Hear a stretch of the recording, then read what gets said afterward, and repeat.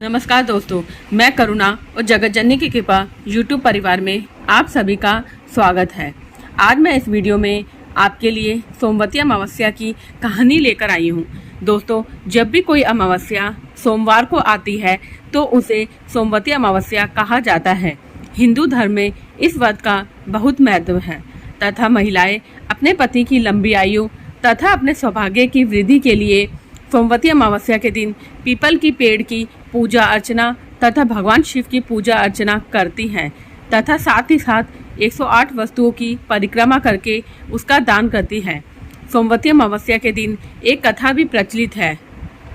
एक साहूकार था, उसके 7 बेटे और 7 बहुएं थी। उसकी एक बेटी भी थी।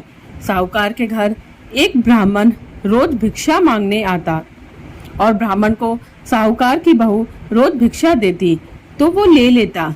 लेकिन जब साहूकार की बेटी उसे भिक्षा देती तो वो उसकी बेटी से कहता, तू सुहागन तो है पर तेरे भाग्य में बहुत दुख लिखा है।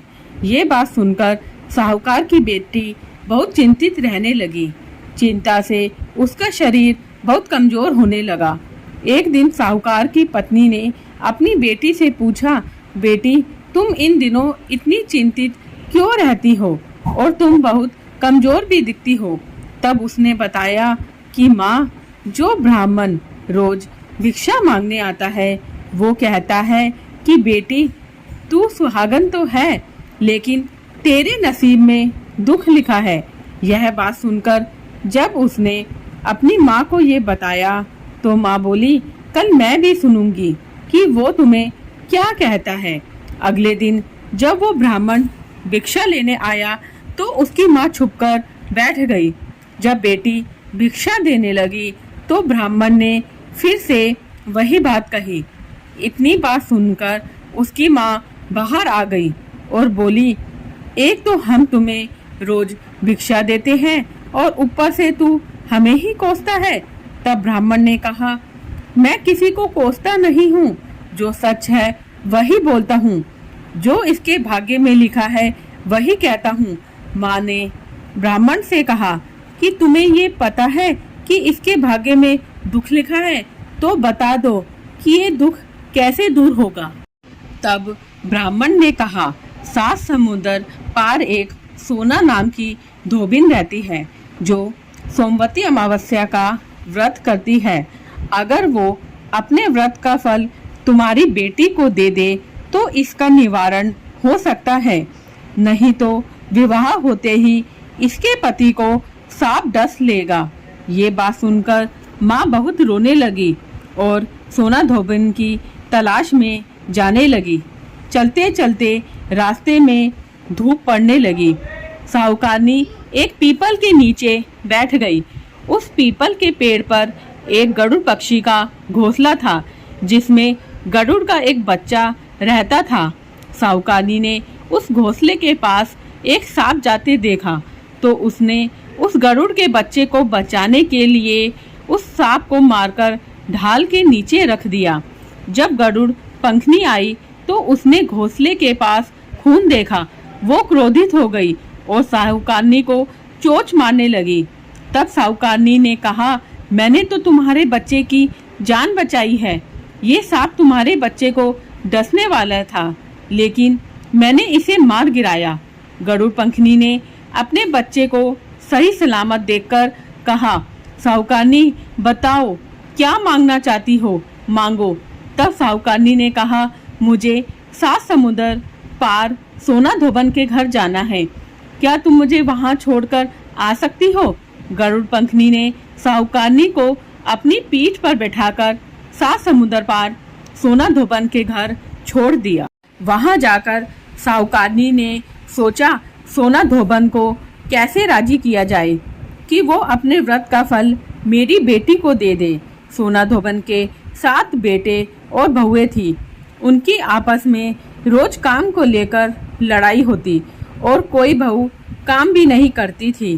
रात को जब सब सो जाते तो साहूकारनी सोना धोबन के घर जाती और घर का सारा काम करती, गायों को नहलाती, घर की सफाई करती, रसोई का काम करती, चौका बर्तन करती, आटा भी पीसती, कपड़े धोती, पानी भरती और दिन होने से पहले वहाँ से चली जाती। बहुएं सोचती ये सब काम कौन कर रहा है, लेकिन एक दूसरे से उन्होंने कुछ नहीं पूछा। एक दिन धोबन ने कहा कि आजकल तुम काम को लेकर लड़ती नहीं हो और ठीक से काम भी कर रही हो। बहुओं ने कहा, सासू जी, काम तो हमें करना ही पड़ता है, चाहे हम लड़कर करें या राजी होकर करें, इसलिए लड़ाई का क्या फायदा। आजकल हम खुश होकर ही सारा काम कर लेते हैं। सोना धोबन ने सोचा कि आज देखा जाए कि कौन सी बहू काम करती है। ये देखने के लिए वो रात को सोई नहीं। उसने देखा कि रात को एक औरत आई और पूरे घर का काम करके जाने लगी।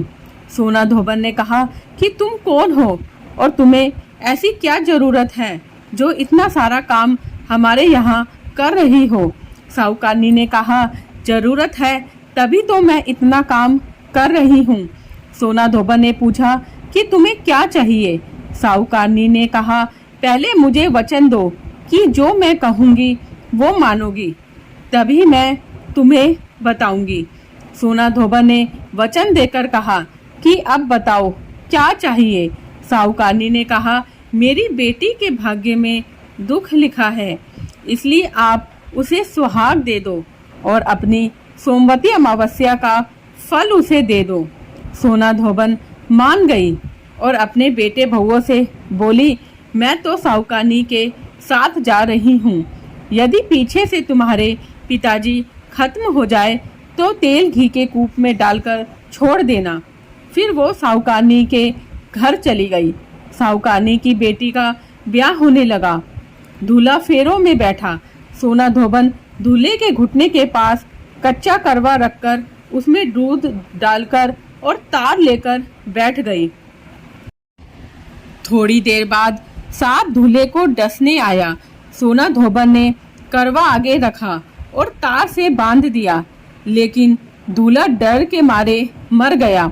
तब सोना धोबन ने टीके से रोली निकाली और मांग से सिंदूर निकाला, आँख से काजल निकाला और नाखून से मेहंदी निकालकर छोटी उंगली से छींटे मारी और बोली, आज के दिन तक मैंने जितनी सोमवती अमावस्या करी उसका फल साहूकार की बेटी को लग जाए और आगे मैं जो सोमवती अमावस्या करूं वो मेरे परिवार को लगे। इतना कहते ही वो दूल्हा जीवित हो गया और सोमवती अमावस्या की जय जयकार करने लगा। जब सोना धोबन वापस जाने लगी तब साहूकारनी बोली, तुमने मेरे जवाई को नया जीवन दान दिया है, इसलिए कुछ भी मांग सकती हो। वो बोली, मुझे कुछ नहीं चाहिए, सिर्फ एक हांडी दे दो। सोना धोबन हांडी लेकर घर चली जाती है। रास्ते में सोमवती अमावस्या आती है तो वो हांडी की 108 परिक्रमा लगाकर उस हांडी को पीपल के पेड़ के नीचे गाड़कर अपने घर आ जाती है।